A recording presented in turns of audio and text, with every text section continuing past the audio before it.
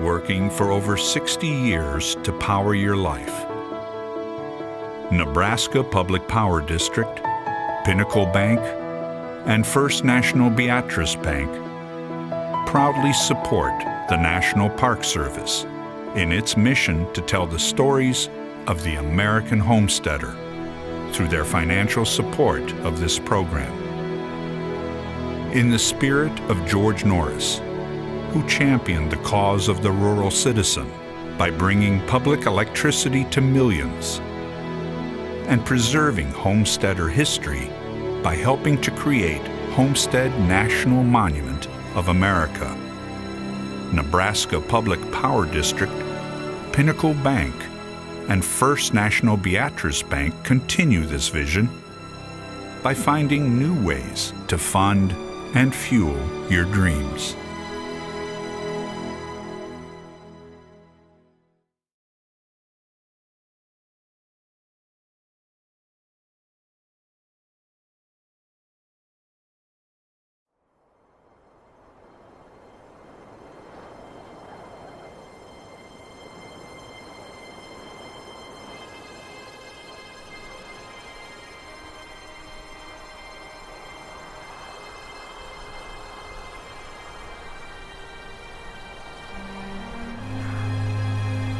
I really believe that the land wants to tell us things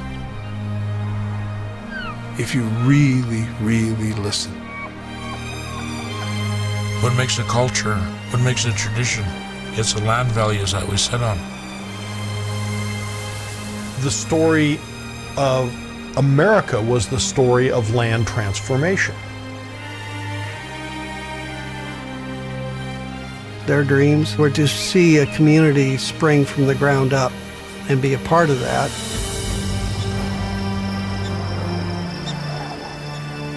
I think his dream was just ownership, to have a place of their own, to be self-sufficient.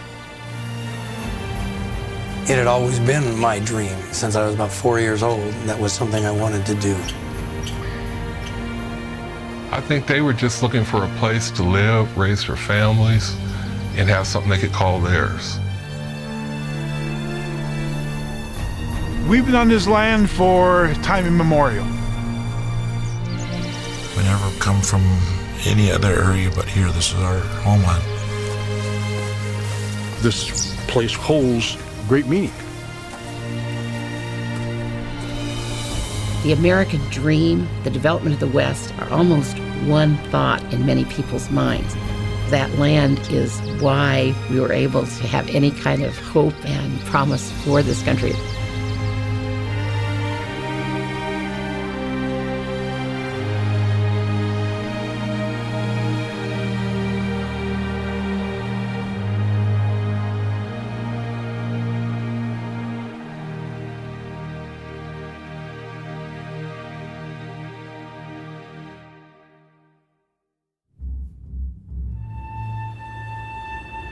Those out there go and meet Zeshershidish.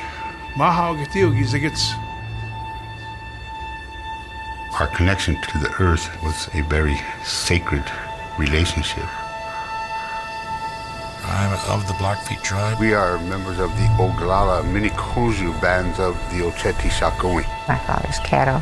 My mother is Potawatomi. My father was a Mandan. My mother was a Heradza. Winnebago, Pawnees, Choctaws, Comanches, Cheyenne, Assiniboines, Seminole. Our range ran from west of Columbus, Nebraska, all the way across the Missouri and the Mississippi, all the way to Des Moines, Iowa. Traditionally, our land started from the headwaters of the Saskatchewan River, back around Jackson Hole country to what we call the backbone of the world, the Rocky Mountains. That is my ancestral area, is the Matanuska and the Kootenai area. We have a responsibility to this land. With an understanding that you don't own it personally. It was just part of the creation of God that is put here for people to utilize. These are the values that we learned as a people of nature. You cannot own the land on which the people walk. The French sold the Louisiana Purchase to the United States government. We never put our land up for sale. It wasn't Francis' land to sell. Naupi, Wadamani Tahu.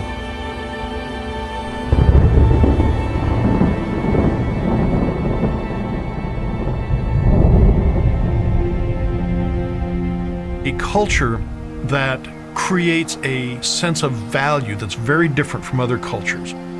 Land and land ownership become a cultural dream, that the people who have land are in fact the noble people. It's a manifest destiny of the United States to expand from ocean to ocean, and obviously the expansion is westward. From the moment that Thomas Jefferson acquires the Louisiana Purchase in 1803, the idea is to create what he calls an empire for liberty. There's so much land, what are we going to do with all the land? How do we give the land away? Should it be a slave state or a free state? This conversation about homesteading, that started with Thomas Jefferson is still going on well into the 1850s. Lincoln knew what he was doing all along. He plainly stated that I'm in favor of the Homestead Act and cutting the wild lands into parcels so that every poor man may have a home. He signed it on May 20th of 1862 and making it an effective date of January 1st of 1863. Passing this legislation meant to inspire, to encourage the settlement of this area that's been crossed over in the past. Homesteading was not exclusively a Midwestern or a Great Plains phenomenon. It was around for 123 years. New territories and states keep being added. The Dakotas, Wyoming, Florida, Idaho, Colorado, Nevada, Utah, Oregon, and Washington, to the Pacific, California. This land eventually would be turned over to homesteaders. There seemed to be a limitless expanse of land that was there for the taking.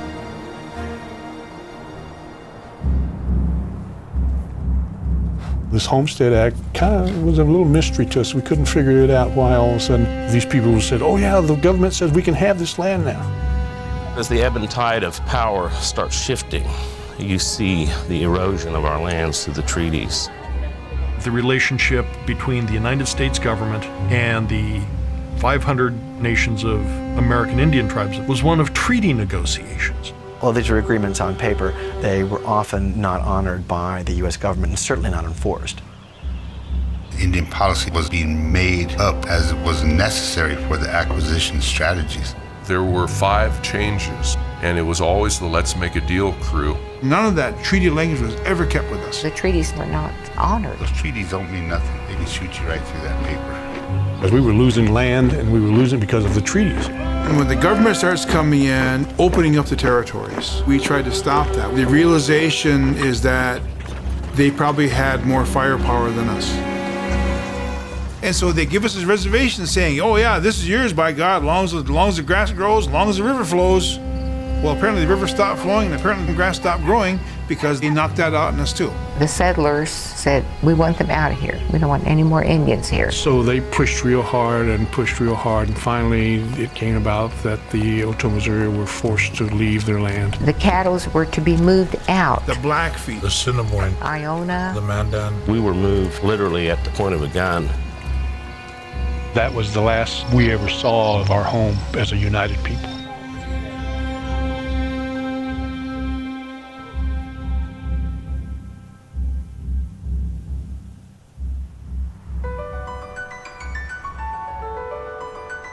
If you can imagine going out in the middle of nowhere on the prairie and you can't see a tree or a creek or any means of survival whatsoever, and pitch a tent and just try to make a living there.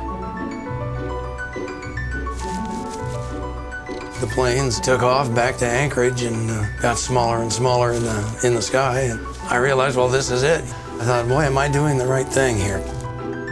My great-grandfather immigrated over here in 1874 from Edinburgh, Scotland. One day he came in and they announced that we were going to Alaska to homestead, and I knew he meant it. My grandfather, Adam Wallowine, homesteaded here in 1910. These aren't the people who went to California looking for gold. These are the people who said, I want a place to call my own.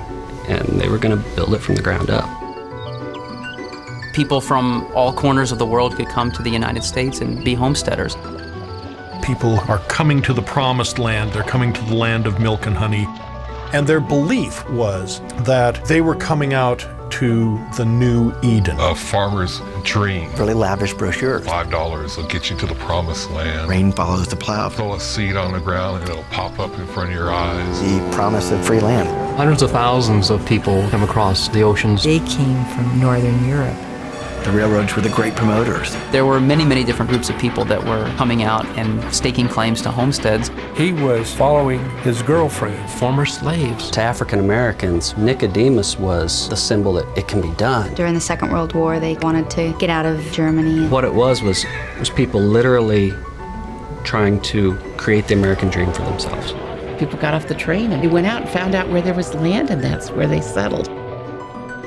I think he chose this location because if you can imagine this with no trees, you could see 360 degrees, anything coming from any direction. Where you see the trees along there is a creek, and there's some excellent springs. We had good drainage, a little creek down there running beside it. The thing that was the clincher for me was that everyone else was staking about 50 or 60 miles west of here on a different river. And there was no one on this river. He probably felt like I could sit up here and I can look at all of this. This is all mine, and by golly, I'm a baron too.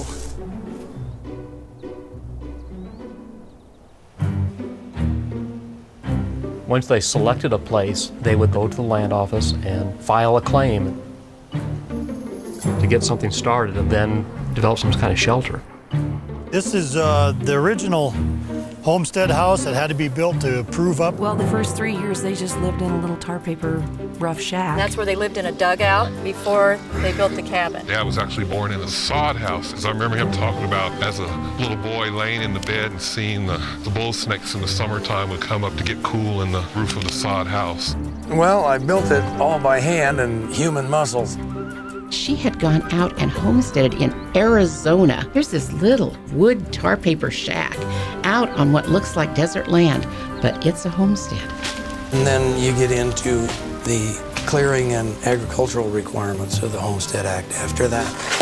You cut the trees right here and they peel the bark off and then they stack them up right in the middle of the forest. So this has all been cleared. It's like the old West, but it was just in the 1940s, 1950s. That was where we cleared 10 acres and sowed it in seed. This is what used to be the garden. It's about an acre. They used to grow a lot of cabbage. Lots of cabbage and potatoes were the main crops. We had raspberries, blueberries all around in here. And if you could beat the bears to them, you could pick enough to go through the winter. My grandpa then started plowing, I think towards the south end. He broke up 30 acres, and the next year he broke up 50 more acres, and the next year he would break up 20 more acres. And all he had to do that with would be just 1 or 2 bottom plow pulled by 3 or 4 horses. You had to work very hard to turn the raw land into a cultivated place. And it wasn't something that just the father working out in the field did. It took the whole family. I learned to chop wood from Mom. She did the cooking for all the operation. People who are settling these Great Plains are developing new strains of crops to adapt to the drier areas. The work is never ending. He hired all kinds of people to work for him, picking rock, helping him break this land. They needed to have the support of family unit and even a larger community unit to really make it work. You had to be half nuts to do that much work. It's just a miracle that this worked out at all.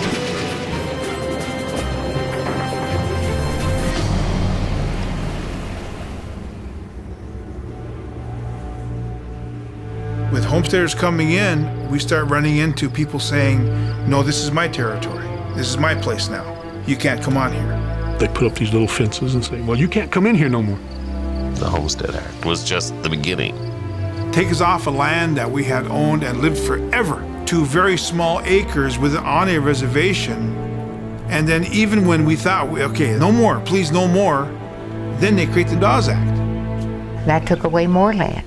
Allotted each Indian enrolled at the time 160 acres. And whatever's left opens up to homesteading, to white people.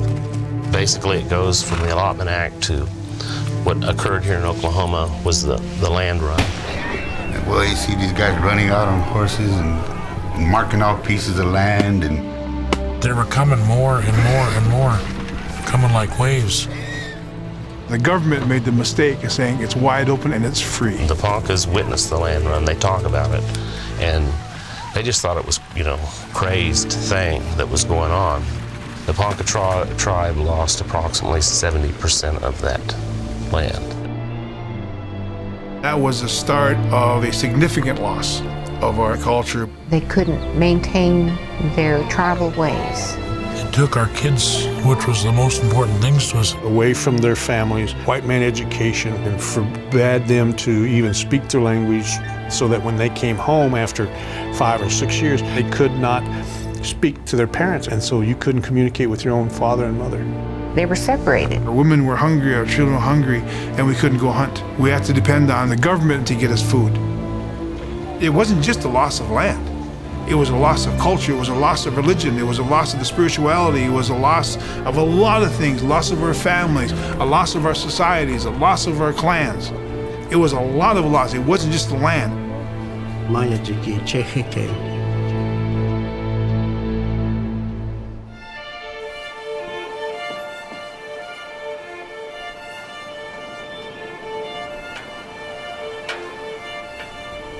It's a tough and it's a bleak life for a lot of folks because of the very difficulty in trying to subsist from season to season. Most of them never made it. They were good, honest people, hard enough working, but they had a family with them and a wife and some kids, and there just was no way they could support them. The lands, as many people found out, just weren't adapted to even the kinds of dry land farming that became popular.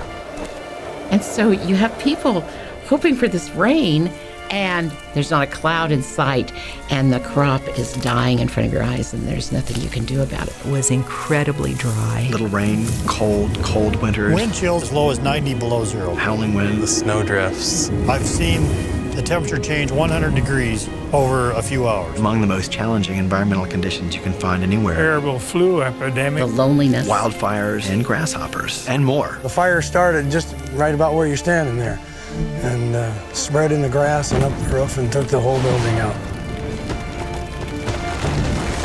Half the land was lost. Half the banks failed. Being home alone with nothing but the wind. It killed his brother and his wife and a child. They made it look a lot better than it really was. The pressures of making a recognizable land just helped a lot of people crack.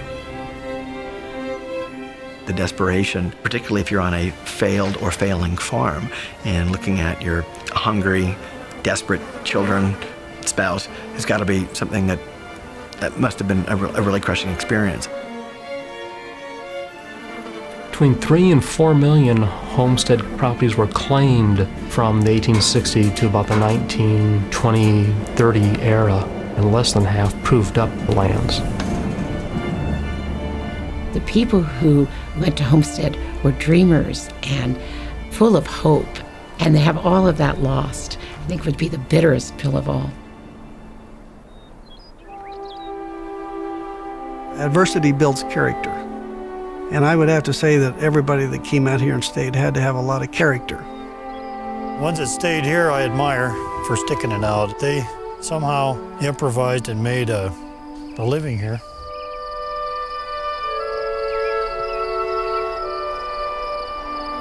$270 million acres of land were actually given away through the homesteading program.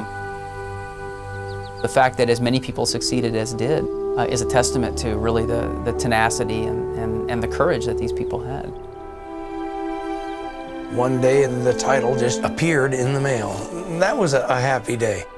Then when you got that patent, you knew what you had put in on the land here, building a cabin, making a garden, clearing the land was all worth it. A truly distinct American culture was forged. A fiery sense of that pioneer spirit. Sort of American can-do spirit of individualism. I think it's a character that really defined America. The Homestead Act really, at some point and somehow, affected nearly every aspect of life in this country.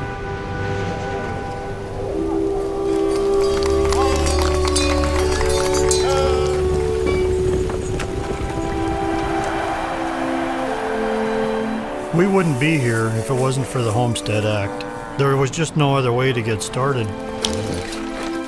We've expanded to about 10,000 acres. We raise beef cattle, peas, canola, camelina. Our operation is maybe 13,000 acres. Right at 1,500 acres. Approximately 4,000 acres. Dryland corn, some irrigated corn, Cotton. We're a cow-calf operation. Globally, we impact almost all countries. The creation of the truly distinct American civilization is what's written into that landscape. And this is traditionally our land. It's our homeland. They try to break us, but we haven't broken. For me, this old reservation site, this place where our people are buried, where our people are at peace, holds great meaning. Always fighting to preserve who we are as a people and where we came from. I'm proud of the fact that they were able to, and our family has been able to, live on the same ground. It's really an honor to still be here at the ranch after 4 generations. Right now we're on the property that our family has owned since it was homesteaded. Many of the farms that you see today started out as 160-acre homesteads. As many as 93 million Americans may be descended from homesteaders. I'd always wanted to live the life that I could be outdoors whenever I wanted in a completely natural environment. That was my dream, and it did come true in every single one of those circumstances. Our dream was to prove up on the land that we filed on, and it would be ours. The dream that I have would be for my family to continue on. That's the most proudest thing I am of this farm and my family. I don't feel like I own it. I feel like I'm just here to take care of it and pass it along, hopefully better than I found it.